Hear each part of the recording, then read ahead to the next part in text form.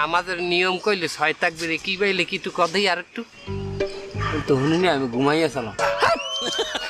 এই তুই শুনছো আমি শুনেছি কিন্তু আমি কিছু বুঝতে পারিনি। বুদ্ধি পাইছি দেখ আমাকে সামনে দেখ ওই জাল খেললা পরে টুপি টুপি যাইছিস মনে হচ্ছে সৌদিতে আইছে তাই তো। ওই কাকার পাশে যায় তুই দাঁড়া তুই কাকারটা দে সারবি আর আমরা তোরে ফলো করব নামাজ শেষ না মার মানে আমরা ওই তাকবীরটা দেখকে নামাজ সারমু আমারটা দেখকে দেখকে তোরা সারবি मुबारक ईद मुबारक मुबारक ईद मुबारक मुबारक ईद मुबारक मुबारक ईद। হ্যাঁ মানে ওই যে ইমাম সাহেব বললো 6 তাকবীর এসে নামাজ পড়তে হবে, তো ওই কোন তাকবীরে যেন কি করতে হবে?